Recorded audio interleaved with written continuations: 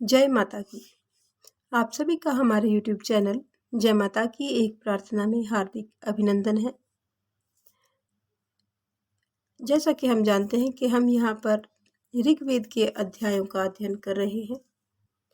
उसी कड़ी में आज हम ऋग्वेद के तीसरे अध्याय के 53वें सूक्त से अपनी आज की इस वीडियो को हम शुरू करेंगे। 53वें सूक्त में ऋषि विश्वामित्र हैं, देवता मित्र है और छंद त्रिष्टुप और गायत्री है। इसका हिंदी में अनुवाद इस प्रकार से रहेगा। हे देवगण, उपासित होने पर समस्त संसार को कृषि आदि कार्यों के लिए प्रेरित करते हैं। वृष्टि के द्वारा अन्न आदि को रचित करने वाले सखा देवता धरा और अंबर दोनों ही धारण करने वाले हैं। वे सखा देवता कार्य करने वालों को सभी प्रकार से कृपा दृष्टि से देखते हैं।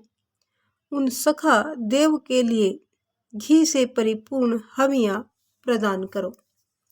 हे आदित्य, तुम्हें मित्र के साथ जो प्राणी हवियां प्रदान करता है वह अन्नदाता हो। जो प्राणी तुम्हारा रक्षक है उसकी हिंसा कोई नहीं कर सकता। तुम्हारे लिए जो प्राणी हवि देता है उसके पास पाप कभी नहीं फटकता, यानी उसके पास पाप कभी भी नहीं आता। हे सखा, हे मित्र, हम व्याधियों से बचे, अन्न प्राप्ति के द्वारा पुष्ट हों। हम इस विशाल धरती पर अपनी जांघों को सिकोड़कर आदित्य के व्रत का पोषण करते हैं। वे आदित्य हमारे प्रति अपनी कृपा दृष्टि रखे। यह आदित्य सुंदर प्रकाश वाले पराक्रम में पड़े हुए सबके दाता तथा प्रणाम करने के योग्य हैं। हम यजमान इनकी दया और कल्याणकारी वात्सल्य भाव को प्राप्त करें। उन श्रेष्ठ संसार के प्रवर्तक आदित्यों की नमस्कारों से परिपूर्ण उपासना करनी चाहिए। वंदना करने वालों से वे आदित्य हर्षित होते हैं, यानी प्रसन्न होते हैं। हे वंदनाकारियों, सखा देवता वंदना के पात्र हैं।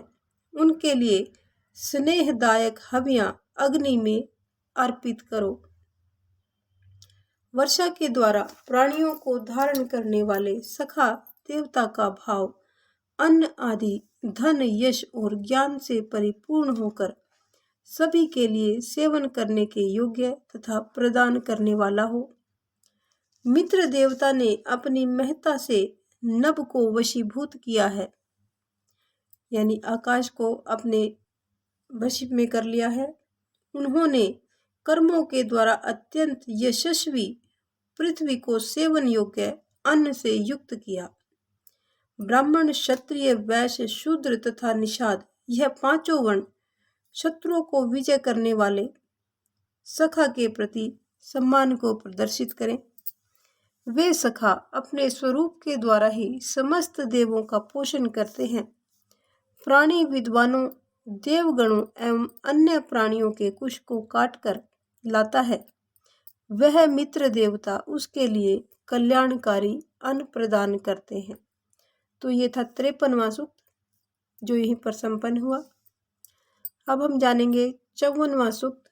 उससे पहले आप सभी से एक निवेदन है कि यदि अभी तक आपने हमारी वीडियो को लाइक नहीं किया है तो कृपा करके वीडियो को लाइक कर लीजिए, और चैनल पर नए आए हैं तो चैनल को सब्सक्राइब कर लीजिए और इसके साथ में दिखने वाले घंटी जैसे बटन को अवश्य दबा लीजिए। इससे आने वाली नई वीडियो की नोटिफिकेशन आपको सबसे पहले और आसानी से मिल सके। और इस प्रकार की जो भी कोई आपको धार्मिक कथा कहानियाँ या जो भी जानकारी आपको मिलती है हमारे चैनल के माध्यम से या किसी दूसरे चैनल के माध्यम से, तो इनको आप ज़्यादा से ज़्यादा आगे से आगे शेयर करें ताकि प्रत्येक को इन सभी का ज्ञान हो सके और हमारे धर्म का प्रचार व प्रसार हो सके और हमारे वेदों का ज्ञान सभी को हो सके। तो शुरू करते हैं सूक्त नंबर 54। इसमें ऋषि विश्वामित्र हैं, देवता ऋषभ ऋभव, देवता ऋभव है, इंद्र है और छंद जगती है। हिंदी में अनुवाद इस प्रकार से होगा। हे ऋभुओं, तुम्हारी समृद्धि, कर्म और सामर्थ्य को सभी जानते हैं। हे मनुष्यों, तुम सुधनवा के वंशज हो।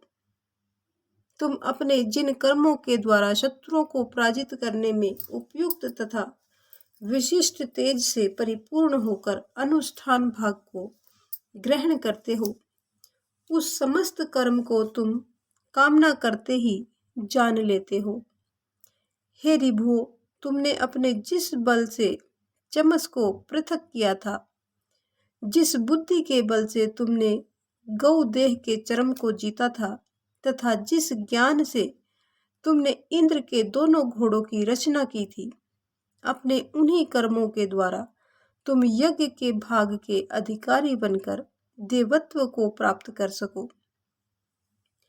मनुष्यों के कुल ऋभुओं ने, यानी मनुष्यों के जो वंशज हैं, ऋभुओं ने अनुष्ठान आदि कार्यों के द्वारा इंद्रदेव की मित्रता से शरीर में प्राण परिपूर्ण किए हैं। पुण्य कार्य करने वाले यह सुधनवा के पुत्र कर्म की शक्ति से अविनाशी पद को प्राप्त किए हैं। हे ऋभुओं, तुम इंद्र सहित एक ही रथ पर चढ़कर सोम सिद्ध करने वाले स्थान में जाओ, फिर प्राणियों के श्लोकों को स्वीकार करो। हे सुधनवा के पुत्रों, तुम अमृत के बल को वहन करने वाले हो। तुम्हारे उत्तम कर्मों को कोई भी नहीं रोक सकता। हे ऋभुगण, तुम्हारी शक्ति का सामना करने में कोई भी समर्थ नहीं है। हे इंद्रदेव, जैसे सूर्य वेगवान और तेजस्विनी किरणों को पुष्ट करता है, वैसे ही तुम धरा को शक्तिशाली और ज्ञानी जनों से पुष्ट करो। हे इंद्र, तुम ऋभुओं के युक्त सोमपियों और प्रार्थनाओं के द्वारा आहूत हुए यजमान के ग्रह में सुधनवा के साथ सोमपान को ग्रहण करते हुए आनंद का लाभ ग्रहण करो। हे इंद्रदेव, तुम अनेकों के द्वारा पूजनीय हो, स्तुत्य हो। तुम इंद्राणी के साथ तथा ऋभुओं से युक्त होकर हमारे तीसरे प्रहर में आनंद को प्राप्त करो। हे इंद्रदेव, दिन के तीनों कालों में यह काल तुम्हारे सोम ग्रहण करने के लिए निश्चित है। वैसे देवगणों के सभी व्रतों और प्राणियों के सभी कर्मों के द्वारा सभी दिन तुम्हारी पूजा के लिए उत्तम है। हे इंद्रदेव, वंदना करने वालों के लिए अन्न संपादन करते हुए बलशाली ऋभुगण युक्त वंदनाकारी की प्रार्थनाओं के प्रति इस अनुष्ठान में आप विराजो। शत संख्यक कुशल घोड़ों के द्वारा मरुदगण भी यजमान के हजारों संख्यक हिंसा रहित अनुष्ठान में पधारे या आगमन करे। तो ये था सूक्त नंबर 54। अब जानेंगे सूक्त नंबर 55। इसमें ऋषि विश्वामित्र है, देवता उषा है और छंद त्रिष्टुप है। हे उषा, तुम धनेश्वर और अन्न प्रदान करने वाली हो। तुम महान ज्ञान से परिपूर्ण होकर वंदना करने वालों के लिए श्लोक को स्वीकृत करो। तुम सभी के द्वारा वर्ण करने योग्य, अतः प्राचीन कालीन युक्ति के तुल्य सुशोभित तथा अनेकों के श्लोकों से परिपूर्ण होकर यज्ञ अनुष्ठान के लिए शीघ्र ही यहाँ पर पधारो। हे उषा, तुम मरण धर्म से युक्त हो। तुम्हारा रथ स्वर्ण युक्त है। तुम सत्य रूपी वचनों का उच्चारण करने वाली हो। किरणों की शोभा से सुशोभित होती हो। अरुण वर्ण वाले शक्तिशाली अश्व आसानी से तुम्हारे रथ से जुड़ते हैं। वे तुम्हें आहूत करे। हे उषे, तुम समस्त संसार के प्राणधारियों के सम्मुख पधारती हो। तुम मरण से रहित तथा सूर्य को सूचना देने वाली सम्मान रास्ते में चलती हुई उच्च अंबर में भ्रमण करती हो। तुम सूर्य के रथ के समान बारंबार उस रास्ते पर चलो। वस्त्र के समान ढकने वाली घोर अंधेरे का नाश करने वाली धन से युक्त उषा सूर्य की पत्नी के रूप में गमन करती है। वह बहुत ही सौभाग्यवती, शालीन और सत्कर्मों की साधिका है। वही उषा क्षितिज और धरा को शोभा में प्रकाशमान होती है। हे वंदना करने वालों, तुम्हारे सामने सुशोभित उषा प्रत्यक्ष होती है। तुम नमस्कार करके इनकी प्रार्थना अर्चना को करो। उन प्रार्थनाओं को पुष्ट करने वाली उषा अंबर के उन्नत तेज को धारण करती है। वह उषा अत्यंत सुंदर, सुशोभित तथा तेजस्विनी है।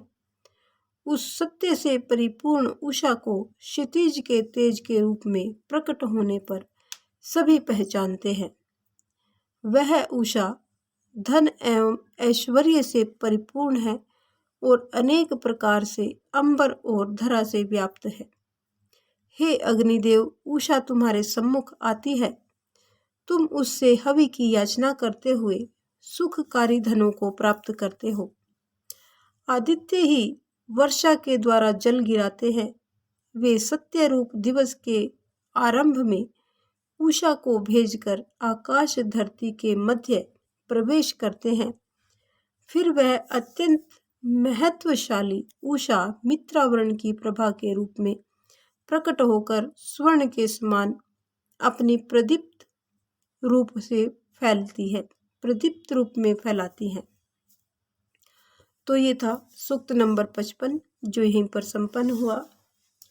इसके साथ ही हम अपनी आज की इस वीडियो को यहीं पर विराम देंगे, क्योंकि आगे और सूक्त करने से वीडियो काफ़ी लंबी हो जाती है। तो अगले सूक्त 56वें सूक्त को हम जानेंगे अपनी अगली वीडियो में। तब तक के लिए यदि आपने अभी तक वीडियो को लाइक नहीं किया है तो वीडियो को लाइक कर लीजिए, और चैनल पर नए आए हैं तो चैनल को सब्सक्राइब कर लीजिए, और अपने मित्रों और प्रियजनों में इन सभी को ज़्यादा से ज़्यादा शेयर करें। इस प्रकार की और भी अन्य धार्मिक रोचक कथा कहानियों को जानने सुनने के लिए हमारे चैनल पर बने रहें। तो मिलते हैं आपसे अगले सूक्त में। तब तक के लिए जय माता की, जय हिंद, जय भारत।